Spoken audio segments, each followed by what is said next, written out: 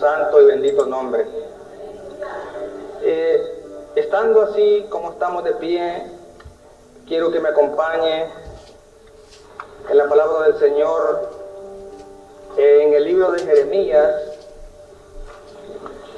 capítulo 31, versículo 33.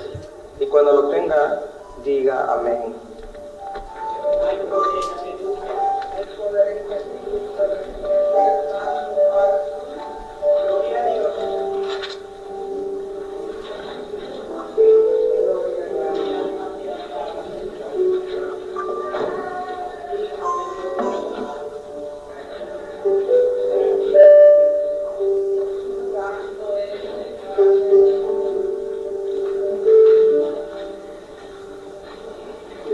Amén.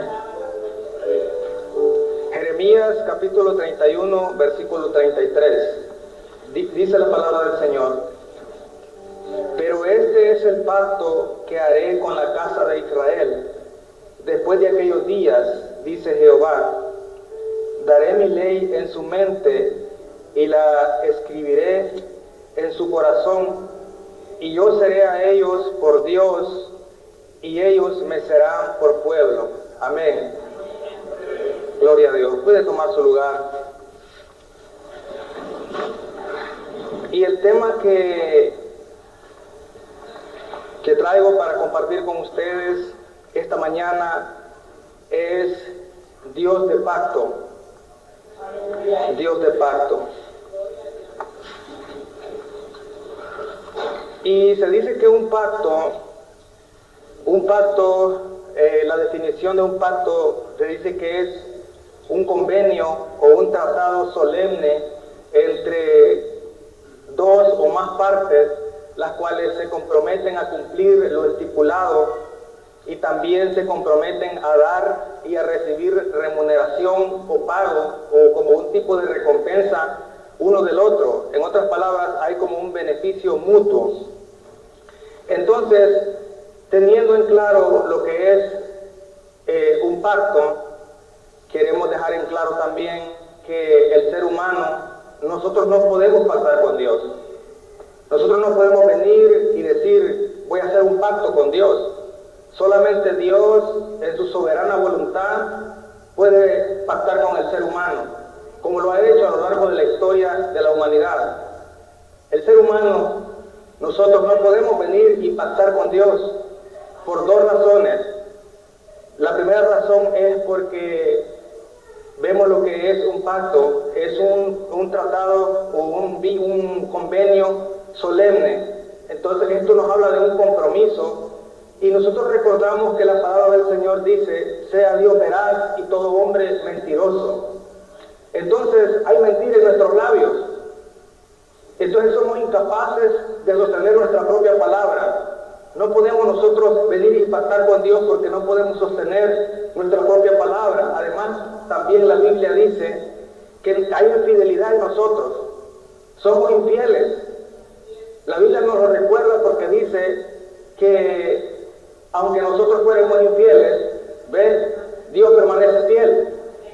Basado en su fidelidad, por eso es que Él en su soberanía puede venir y hacer pactos con nosotros, la humanidad, como ya lo hizo en toda la historia de la humanidad, que es de lo que estaremos hablando en esta mañana. Pero nosotros somos incapaces de sostener o de venir a querer hacer un pacto con Dios. La segunda razón por la que nosotros los seres humanos no podemos venir y pactar con Dios es porque en este tratado o en este compromiso se busca un beneficio mutuo. O sea, en otras palabras, la otra persona o la otra parte está esperando algo de nosotros. Pero dígame usted, ¿qué le podemos dar nosotros a Dios? ¿Qué le puede dar usted a Dios? ¿Necesitará algo Él de nosotros? Si la palabra del Señor dice que todas las cosas han sido creadas por medio de Él y para Él. En otras palabras, todas las cosas son de Él. Él no tiene necesidad, por tanto, de nada, de nadie, de ninguna cosa. Además de esto, la palabra del Señor dice, Dios hablando por medio de los salmos, Dice, si yo tuviera hambre, no te lo diría a ti, ni tomaría de tu ganado, pues mía es toda bestia del campo. Y el Señor todavía va más allá y dice, mío es el mundo y los que en él habitan, hasta nosotros, nuestra misma vida, tu misma vida es del Señor, no más, nada le pertenece a nosotros mismos. Entonces, somos nosotros incapaces de venir y pactar con Dios. No estamos, pero ni en la más mínima remota posibilidad, en la más mínima remota posición de venir a pactar con Dios. Ahora bien, imagínense de que ni siquiera podemos con las promesas y con los votos que nosotros traemos delante de Dios cuando estamos pasando por angustias y por aflicciones. Como por ejemplo, a cuántos de nosotros a lo mejor tal vez nos sucedió que cuando veníamos por ese camino de peligros, por ese camino de incertidumbres, que veníamos a esta gran nación, que veníamos por esos montes, por esos peligros que enfrentamos, y cuántos de nosotros a lo mejor tal vez en medio de esa angustia, en medio de esa incertidumbre, a lo mejor hicimos votos delante de Dios, a lo mejor hicimos promesas delante de Dios diciéndole, Señor, si tú me permites llegar a aquella nación, si yo hoy logro llegar a aquel país, Señor, yo te prometo, Señor, yo no me voy a perder ni un culto, Señor, y apenas nosotros llegamos aquí, y apenas empezamos nosotros a ver los videritos verdes, y apenas empezamos tal vez a ver una carcachita, y no nos paramos por la iglesia, se nos olvidan las promesas que hicimos cuando estábamos angustiados. ¿O qué hay cuando estamos enfermos, cuando estamos en angustia y venimos y en esa angustia, en esa enfermedad empezamos a clamar delante de Dios y empezamos a hacerle promesa a Dios y nuestra boca la soltamos y empezamos a hablar y decimos, Señor, si tú me sanas, Señor, si tú me sacas de esta angustia, Señor, yo te prometo que voy a estar ahí, que te voy a servir, que no me voy a perder de un día de culto. ¿Y sabe qué es lo que sucede? Que Dios, en su inmensa sabiduría, Él sabe de que en cuanto te quite esa enfermedad, en cuanto te saque de esa angustia, tú le darás la espalda. Y eso es lo que sucede muchas veces del por qué las enfermedades, pues nosotros clamamos y pedimos y le decimos, Señor, sáname, Señor, sácame de angustia. Y muchas veces esa es la razón del por qué la sanidad a nuestra vida no llega. Esa es la razón muchas veces de por qué el quebranto y la aflicción no se quita de nuestra vida, porque Dios nos deja a una manera de protección para que nosotros aprendamos a depender de Él. Como le digo a Pablo, bástate mi gracia, porque muchas veces su gracia es suficiente para con nosotros. ¿O cuántos de los que están aquí llegaron tal vez a esta nación y se miraron completamente solos, porque uno a veces llega aquí, no tiene amistades, no tiene familia, y tal vez en esa angustia, en esa soledad, venimos y clamamos delante de Dios, traemos nuestra petición delante de Él, y empezamos a orar, y empezamos a clamar, y le decimos, Señor, si tú me bendices con una familia, si tú me quitas esta soledad en la que yo estoy, si tú me rodeas con tu amor, y Dios en su infinita misericordia viene, te contesta, te rodea con su amor, te regala una familia, el calor que tú tanto buscabas, y cuando ya estás bien bendecido, le das la espalda a Dios con todo y tu familia. Pero ¿cuántos de los que están aquí hoy han venido para pagar los votos que hicieron delante de Dios? ¿Cuántos han venido para pagar los votos que hicieron delante de Dios y dijeron como el salmista, entraré por tu casa como holocausto, mis votos te pagaré, que pronunciaron mis labios y habló mi boca cuando estaba en angustia, porque mejor es tu misericordia que la vida, mis labios te alabarán, cuando estoy enfermo, cuando estoy sano, cuando estoy con familia y mi familia también, mis labios te alabarán.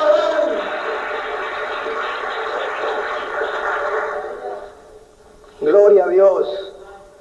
Nada nos puede detener de alabar el bendito nombre de nuestro Dios. Mas Dios, en su grande misericordia, Él decidió hacer pactos con la humanidad, aun cuando Él no tiene necesidad de ninguna cosa, y aun cuando nosotros somos imperfectos, y aun cuando estamos llenos de defectos, y cuando somos infieles. Por su infinita misericordia, por su grande fidelidad, porque dice la Escritura que nunca decayeron sus misericordias, pues se renuevan y son nuevas cada mañana. Y nomás para aclarar, nosotros sí podemos hacer votos delante de Dios, sí podemos hacerle promesas a Dios, son bien recibidas por Dios, pero esto trae un grande compromiso. trae una grande demanda de parte de Dios, porque en el libro de Eclesiastés dice, cuando tú le prometas a Dios, no te tardes en cumplir tus promesas, apresúrate a cumplir las promesas que le haces a Dios, porque no sea que Dios se enoje contigo y destruya toda la obra de tus manos. Tenemos que apresurarnos cuando le hacemos promesas a Dios, porque dice Eclesiastés, porque mejor es que no prometas y no que prometas y no cumplas. Sí son bien recibidas las promesas delante de Dios, sí podemos hacerle promesas a Dios, sí podemos hacerle votos a Dios, pero viene con una grande responsabilidad, la cual Dios nos apura, nos apresura a que vengamos y paguemos lo prometido a Dios. Pero con respecto al pacto, a los pactos o al pacto, nosotros no podemos pactar con Dios. ¿Cuántos de ustedes a lo mejor han escuchado? Yo he escuchado a muchos de esos ministros, entre comillas, que vienen y hablan y dicen, venga y haga pacto con Dios.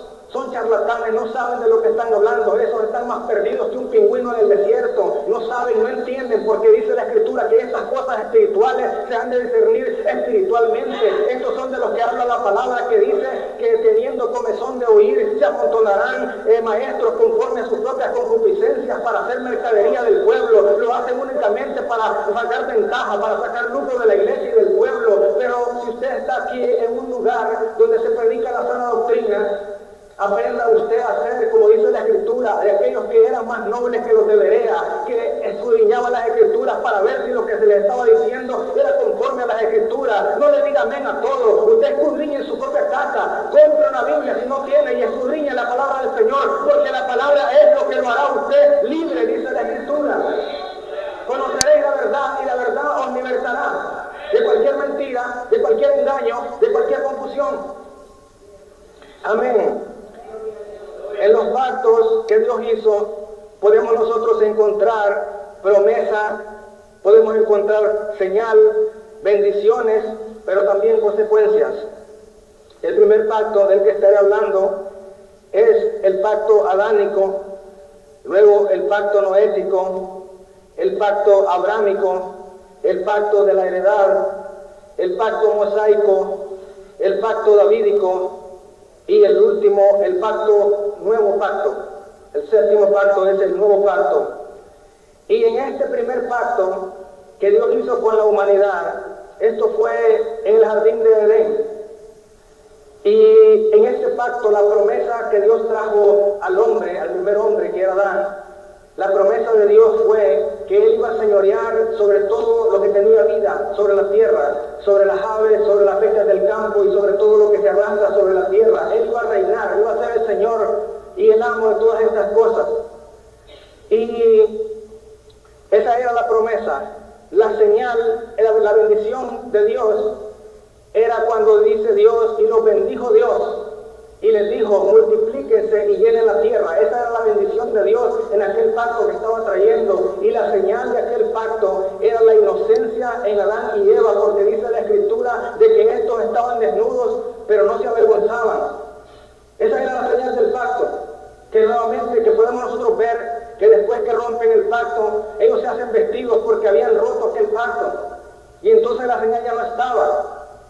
Y la condición de este pacto era, ya ustedes saben, no comer de todos los árboles del campo, del huerto podrás comer, pero del árbol del conocimiento, de la ciencia del bien y del mal, no comerás. Esa era la condición. Ahora, también este pacto trae consecuencias. La consecuencia era, el día que de él comieres, ciertamente morirás. Esa era la consecuencia de aquel pacto. Ahora bien, sabemos que Adán come del árbol del fruto prohibido y dice la Biblia que Adán murió después de esto siendo de 930 años. Entonces alguien le puede preguntar a usted, o usted mismo se puede preguntar, entonces, ¿quiere decir que Adán no murió el día que Dios dijo? Porque dijo Dios, ciertamente el día que de este árbol comieres, ese día tú morirás. Pero vemos que pasó un tiempo. Adán fue expulsado del huerto del Edén, pasaron 930 años y entonces Adán murió. ¿Qué es lo que pasó ahí entonces? ¿No se cumplió la palabra de Dios?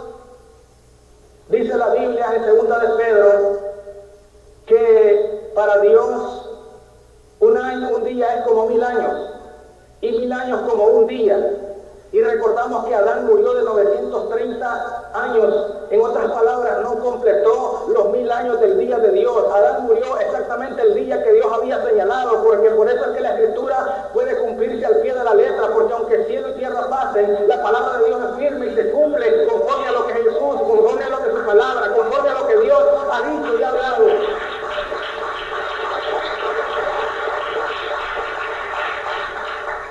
Ese fue el pacto adánico. El segundo pacto es el pacto noético. El pacto noético. Dice la Biblia que en el tiempo de Noé miró Dios que la maldad de los hombres había crecido sobremanera abundante sobre la tierra, y que los designios de los pensamientos del corazón del hombre eran de continuo solamente hacer el mal, y se llenó de maldad la tierra, y se llenó de perversidad, al punto de que a Dios le pesó en su corazón el haber hecho a la humanidad. Pero Dios tenía a un hombre que era fiel como dice la Escritura, porque Noé era un fiel pregonero de justicia, dice la Biblia, así lo describe. Y a este Noé Dios le habló dándole instrucciones específicas para que creara un arca en la cual toda su familia junto con él se salvaría, para cubrirse de la vida de Dios. Y no solo esto, sino que también entró a los animales para conservar la especie de 2 en 2, así como Dios se lo dijo. Y vino la furia y la ira de Dios se desató en gran manera, y Dios rompió las fuentes de los cielos, las fuentes de la tierra y de los grandes abismos, y hubo una gran inundación como nunca hubo y habrá después por la palabra de Dios. Y dice la Escritura que las aguas empezaron a subir a medida la ira de Dios iba creciendo, y estas aguas inundaron todo lo que estaba sobre la faz de la tierra, cubrió las copas de los árboles, cubrió las copas de los montes, de los volcanes y de las montañas más altas de la tierra, hasta que todo quedó bajo de agua, no quedando vida en el mundo, porque dice la Escritura que pereció todo cuanto tenía vida sobre la faz de la tierra, porque la ira de Dios había llegado. Pero cuando la ira de Dios pasó, a medida la ira de Dios se iba quitando, las aguas iban bajando. Y dice la Escritura que cuando la ira de Dios cesó totalmente y las aguas habían también cesado y la tierra estaba descubierta nuevamente, Dios habló con Noé y le dijo: este es el pacto que traigo yo para con toda la carne, con toda humanidad. Y la promesa de este pacto fue, le dijo Dios, la promesa era: nunca más volveré yo a destruir a toda la humanidad con un diluvio. Nunca más destruiré la tierra con inundaciones de agua. Y esta es mi señal: yo pondré mi arco en las nubes, y cada vez que la lluvia viniere y yo mirare el arco en las nubes, yo me acordaré de la promesa de mi pacto, y entonces las aguas cesarán. Eso es lo que sucedió en ese tiempo de maldad.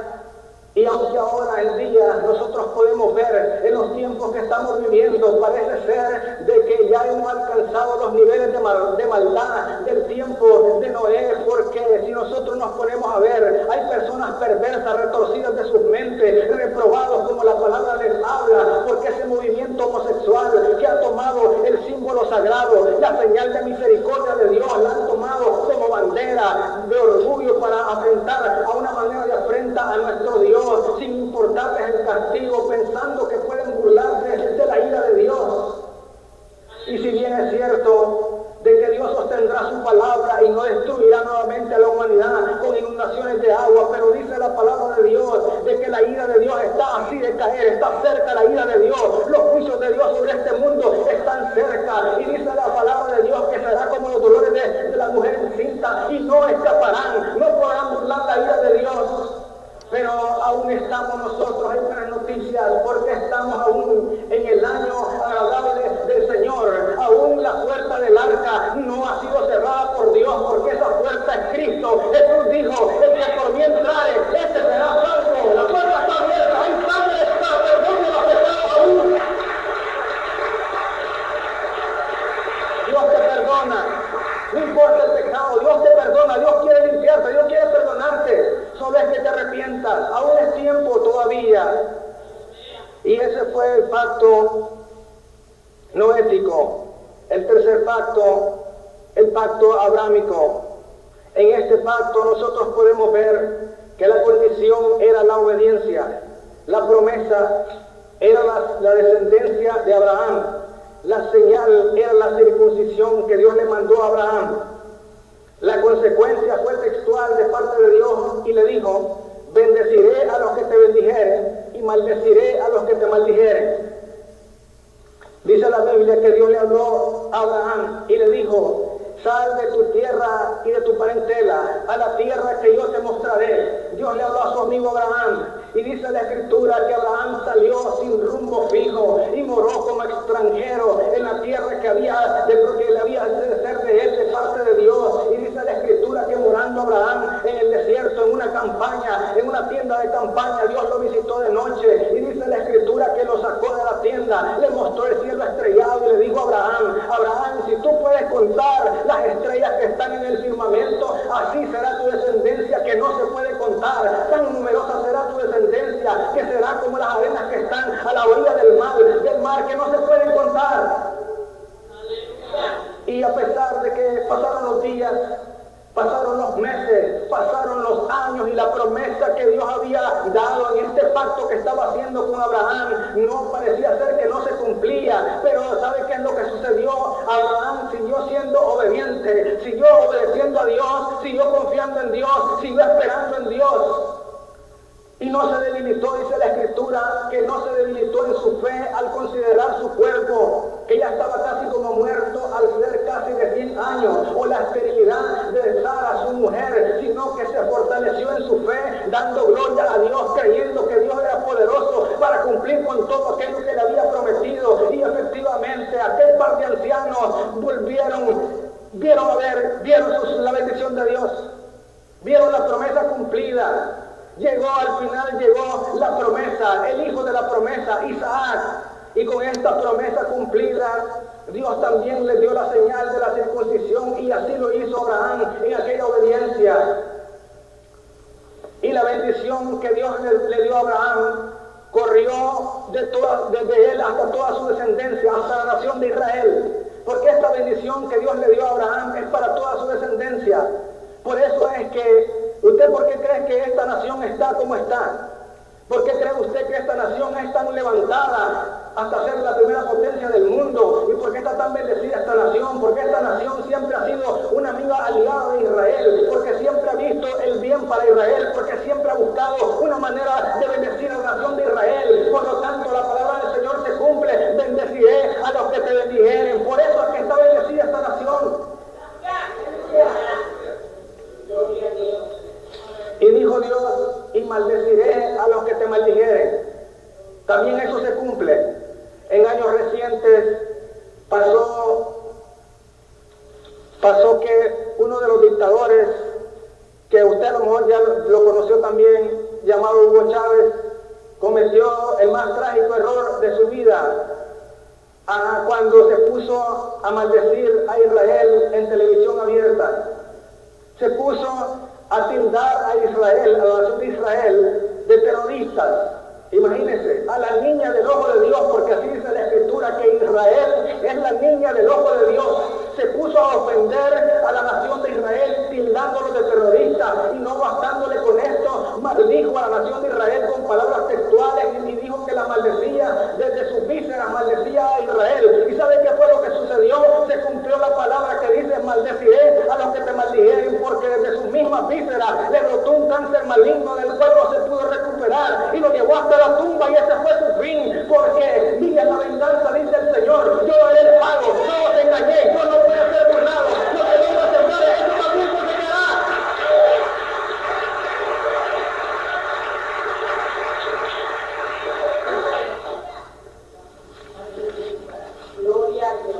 Entonces, ahí está la clave de la bendición. ¿Queremos nosotros que este ministerio sea bendecido?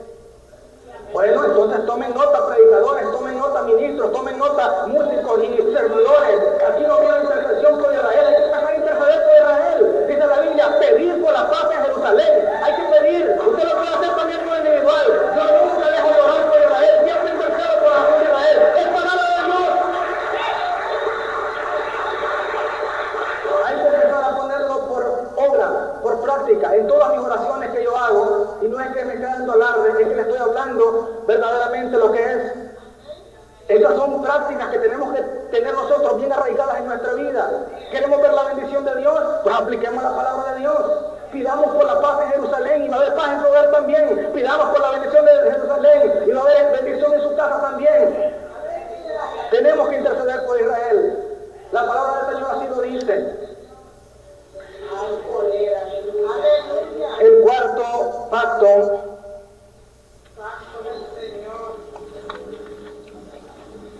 Cuarto pacto. Pacto de la heredad.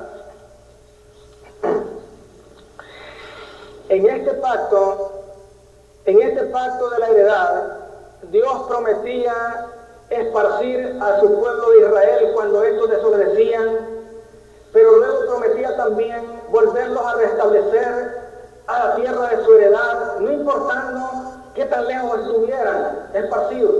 Porque dice la Escritura que desde los rincones más remotos de la tierra los haría volver hasta la tierra de su heredad. Y este pacto se ha cumplido ya en dos ocasiones. Primeramente, bajo el cautiverio babilónico y con la posterior restauración de Jerusalén bajo Ciro el Grande, y después con la destrucción de Jerusalén en el año 70 después de Cristo, hasta la restauración de la nación de Israel en el año de 1948. La primera vez bajo el imperio babilónico, donde Jerusalén fue invadida 3 veces, culminando en la destrucción del templo y con la deportación de muchos judíos hasta Babilonia, dentro de los cuales estaban Mesac, Sadrach, Abednego, Daniel, Ezequiel y Jeremías, por mencionar algunos de los del remanente fiel a Dios, los cuales no doblaron sus rodillas ante los dioses paganos, aún con pena de muerte sobre sus cabezas, permanecieron fieles a Dios y no negaron su fe, antes bien profetizaron con grandes visiones y advirtieron al pueblo de todas estas destrucciones repentinas, pero también trajeron consuelo al pueblo profetizando del Mesías prometido, de Cristo, de Jesús de Nazaret. Pasando estas cosas, luego en el reinado de Ciro se emitió el conocido edicto de Ciro, el cual permitía regresar a los judíos a Jerusalén tras el exilio en Babilonia, y luego bajo el reinado de Darío se terminó la construcción del segundo templo en el año 516 a.C. y este Darío les dio apoyo económico, pero también les dio protección durante aquel proceso. Seguido de esto se cumplió la palabra profética que Jesús había traído en Jerusalén cuando dijo que el templo sería destruido, y dice la historia de que en el año 70 después de Cristo ese templo en Jerusalén fue incendiado hasta la destrucción, quedando únicamente lo que hasta hoy se conoce como el Muro de los Lamentos. Seguido de esto, en Jerusalén pasaron una serie de revueltas y una serie de guerras romanos contra judíos en un intento fallido por expulsar a los invasores que los oprimían, teniendo grandes pérdidas en batalla porque no tuvieron éxito, se vieron obligados a huir al exilio por miedo al exterminio, y fue entonces donde el pueblo de Israel fue disperso nuevamente por el mundo. Llegó el año de 1914 y estalla la Primera Guerra Mundial, y muchos de los judíos que estaban refugiados en Europa valientemente se enlistaron para la guerra, donde muchos perdieron la vida. Luego comienza la Segunda Guerra Mundial y se levantó una de las grandes persecuciones más salvajes contra la nación de Israel y contra su pueblo, y cuando la guerra terminó, la gran mayoría de los judíos que estaban refugiados en Europa habían sido asesinados en el gran holocausto. Y como las cifras de los muertos eran tan alarmantes, las naciones se unieron para que dejaran libres de los campos de concentración a los judíos, y los judíos empezaron nuevamente a buscar un lugar donde ser refugiados y protegidos, porque no tenían dónde llegar, estaban sin herencia, les habían quitado sus tierras, Dios los había dispersado, hasta que en el año de 1948 Dios se acordó de su pacto y Israel era reconocido como el Estado de Israel, y Dios hacía volver a su pueblo de los rincones más remotos de la tierra hasta la tierra de su heredad, hasta lo que hoy conocemos como Israel. Pero esto no fue fácil, porque los enemigos de Israel no se quedaron contentos con esta situación, porque le tenían odio a la nación de Israel. Y en ese mismo año que Israel fue restablecido como nación, se levantaron los grandes países que lo duplican, lo triplican, y son 5 hasta 6 veces más grandes que él. Todos estos gigantes se levantaron para hacerle la guerra a Israel, para exterminarlo de la faz de la tierra. Primero se levantó la grande nación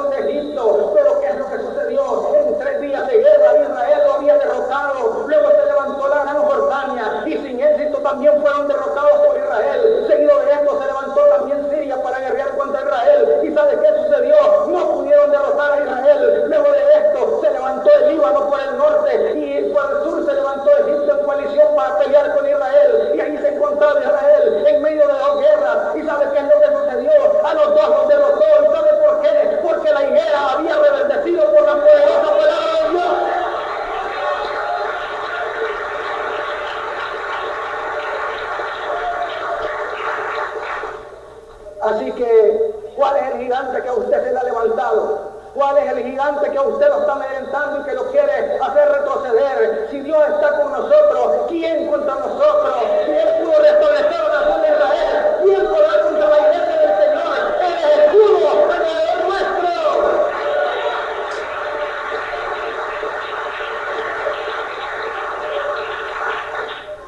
Gloria a Dios, aleluya. Ay, poder. Quinto pacto, el pacto mosaico. En este pacto, Dios prometía una bendición al pueblo de Israel cuando estos eran obedientes y una maldición cuando estos desobedecían. Gran parte de estos hechos ha quedado registrado en el Antiguo Testamento de este ciclo de juicio por el pecado y de la posterior bendición cuando el pueblo se volvían a Dios. Y resulta que cuando el pueblo de Israel se rebelaba, Dios se apartaba de ellos. Y entonces sufrían grandes pérdidas en batalla. Venían los filisteos y los destruían. Venían los amalecitas, los amonitas. Venían los madianitas, por mencionar algunos. Y les causaban grande daño al pueblo de Israel. Cuando el pueblo de Dios se apartaba de Dios, entonces ya Dios no les libertaba. Dios no les daba victoria. Por eso es que Dios, cuando los sacó de Egipto y los tenía en el desierto, al pueblo le dijo: he aquí que hoy pongo delante de ustedes la vida y la muerte, la bendición y la maldición. Escoge pues la vida para que vivan, le dijo el Señor. Pero ellos no decidieron buscarle a Dios, sino que buscaron sus propios caminos, y por eso es que vagaron 40 años por el desierto por su necedad. Pero cuando se volvían a Dios, Dios los rescataba. Pues resulta que en el tiempo de los jueces, Dios como que ya les había encontrado el caminito a la nación de Israel.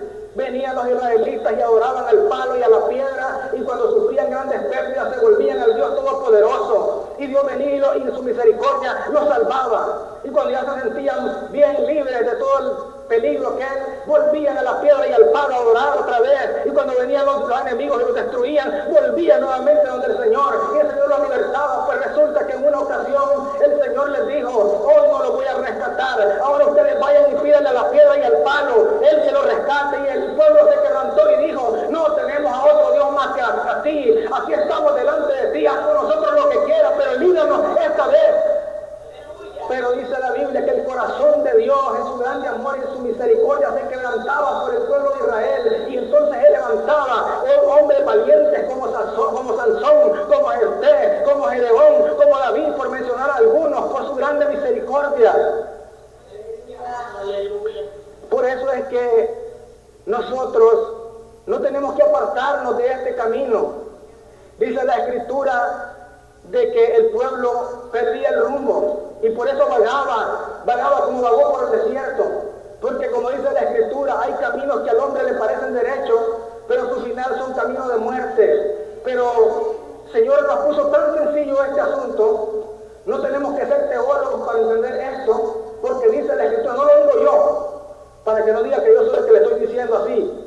Dice la Biblia que por torpes que seamos, no extraviaremos el camino. No necesitamos ser grandes intelectuales, grandes teólogos. Dice la Biblia que por torpes que seamos, no vamos a extraviar este camino. ¿Y sabe por qué? Porque es bien sencillo. El camino y la verdad se llama Jesús de Nazaret. Y mientras tengamos nuestra mirada en Él, no estaremos perdidos. Él es lumbrero de nuestros pies, lámpara de nuestra luz, dice la Escritura. Así que no hay excusa, que me equivoqué, que me extravié. Mientras estemos en la palabra tendremos luz, caminaremos como de día, dice la Escritura. Sexto pacto, el pacto davídico. En este pacto Dios prometió bendecir al linaje de David y a toda su casa. Este pacto fue un pacto específico para con David, siervo de Dios. Y resulta que dice la Escritura que cuando David ya tenía reposo y descanso de todas las batallas, porque él fue un hombre de guerra, dice la Escritura que él fue un hombre de guerra. Y dice la Biblia que Dios le dio victoria sobre todos sus enemigos. Y cuando ya David estaba en esa paz, cuando ya David estaba en esa tranquilidad en su palacio, dice la Biblia que David alzó sus ojos y miró desde lejos, desde su palacio, miró la tienda de campaña, miró el tabernáculo donde estaba habitando la presencia de Dios. Y entonces David, porque él estaba meditando ahí en el palacio, no estaba en guerra, estaba en paz, pero estaba meditando en la presencia de Dios. ¿Por qué digo que estaba meditando en la presencia de Dios? Porque únicamente alguien que esté meditando en la presencia de Dios le pueden hacer esto del corazón. A David le nació un deseo, le nació a David algo que a Dios agradó. Y dice la escritura que David mandó a llamar al profeta Natán. Y cuando el profeta Natán llegó, le dijo: Natán, mira que yo estoy en este palacio de cedro, lleno de lujos y de todas las bendiciones, un palacio firme y estable, y el Dios de nuestra salvación está allá entre cortinas, y le nació a Dios hacerle una casa estable al Señor.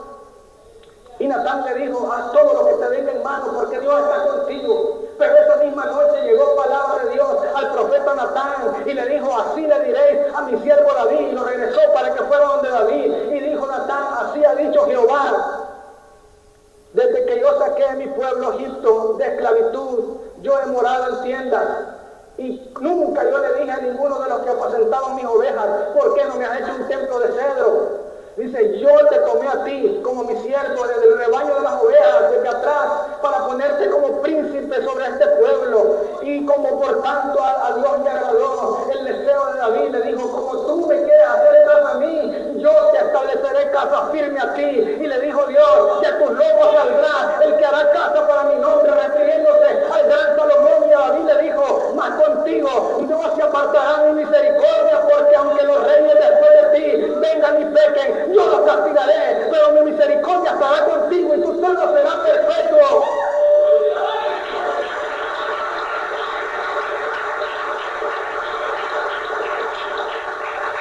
Qué lindo es el Señor, que cuando nosotros queremos hacerle un bien a Él, esto le agrada al Señor, y lo que nosotros pensamos hacerle este bien, Él nos lo regresa con múltiples bendiciones, como lo hizo con David, porque agradó el deseo del corazón de David. Y este pacto nosotros lo podemos ver sellado en el nacimiento de Jesucristo, porque este Jesús es del que habló el ángel Gabriel cuando le dijo a María: el Espíritu del Señor, el Espíritu Santo vendrá sobre ti, y la sombra del Altísimo te cubrirá. Por lo tanto, el santo ser que nacerá será llamado Hijo de Dios. Este será grande, y Dios le dará el trono de David su padre. Ves, y reinará por siempre, le dijo al Señor. Por eso es que podemos ver nosotros a través de la historia que reyes vinieron después del linaje de David. Reyes vinieron, reyes pasaron, pero cuando llegó el Señor, Él quedó para siempre, porque Él es el que reinará por siempre. Por eso es que dice la Escritura de Él, que Él es el principio y también es el fin, que Él es el primero, pero también es el último, que Él es el alfa y también es la omega. Por eso es que la Escritura dice que Él es Rey de reyes, después de Él no hay otro, Él es supremo, reina por siempre.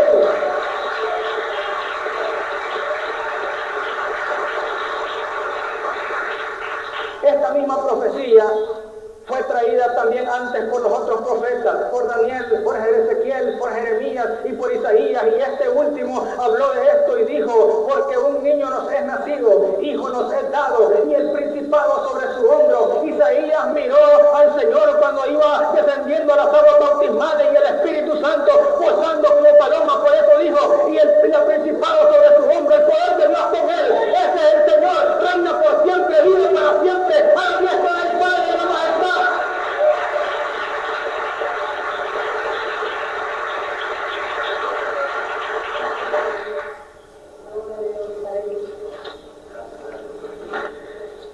Séptimo y último pacto, llamado el nuevo pacto. Y esto es lo que leímos al principio. Y dijo Dios: y aquí que vienen días en que yo haré un nuevo pacto con Israel y con Judá, y daré mi ley en sus mentes, y la escribiré en sus corazones. Y yo seré a ellos por Dios, y ellos me serán a mí por pueblo. Este es el nuevo pacto que Dios hizo con Israel y con Judá. Y esto fue en el Antiguo Testamento, pero si nosotros nos adelantamos al Nuevo Testamento, nosotros podemos ver en los inicios del ministerio del Mesías, el Cristo, Jesús de Nazaret, que puesto en pie, en presencia de todos los rabinos y de todos los maestros que estaban allá en el tiempo de Jesús, Jesús se puso en pie y abrió el rollo en Isaías, donde dice: el Espíritu del Señor está sobre mí, por cuanto me ha ungido, y empezó a decir la misión por la cual el Padre lo había enviado, a predicar las buenas nuevas a los pobres, a sanar a los quebrantados de corazón, a dar vista a los ciegos, a libertar a los cautivos.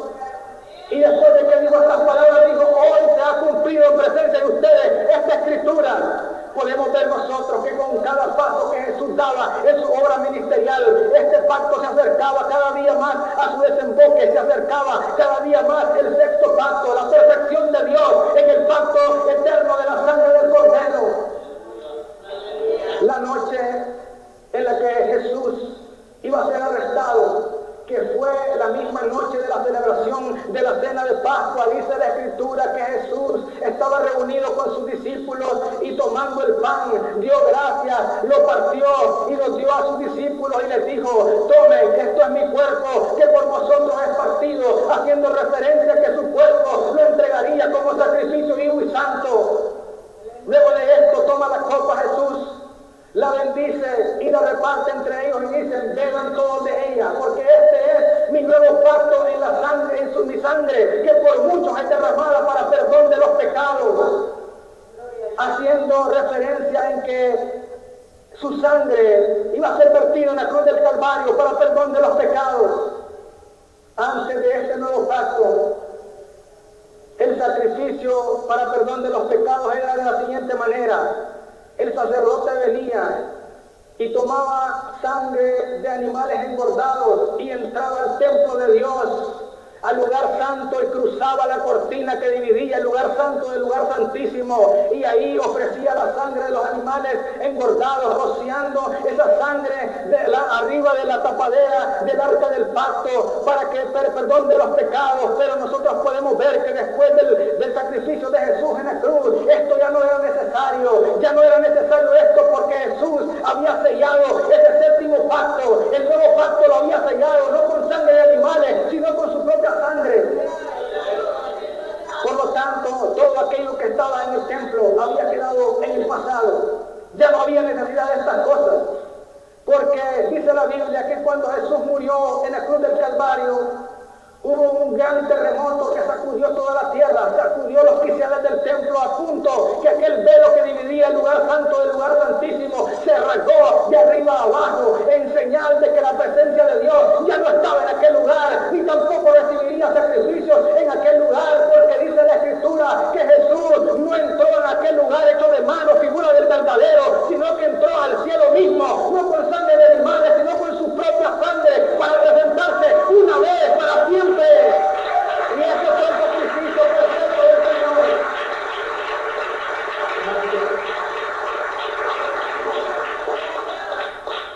Y así fue como Dios selló el séptimo pacto, símbolo de perfección para con nosotros, para con la humanidad, para favorecernos. Esos son los 7 pactos que Dios ha hecho a lo largo de la historia de la humanidad. Por eso es que si hay alguien aquí hoy que esté fuera de este pacto, que esté fuera de ese perdón, aún todavía estamos, como dice la Escritura, en el año agradable del Señor. Todavía es tiempo de arrepentirse, todavía es tiempo de recibir el perdón de los pecados, todavía es tiempo de recibir al Señor en nuestros corazones y decirle: Señor, yo acepto ese pacto solemne, ese pacto fiel, ese pacto incomparable, ese pacto que no falla, porque en el pasado el sacerdote tenía que hacer esto una vez cada año. Constantemente entraba el sacerdote cada año para pedir perdón por los pecados del pueblo y también perdón por sus propios pecados. Pero el Cordero Santo y bendito de Dios solo tuvo que hacerlo una sola vez y para siempre, dice la Escritura. Pongámonos de pie. Vamos a darle gracias a Dios por este tiempo.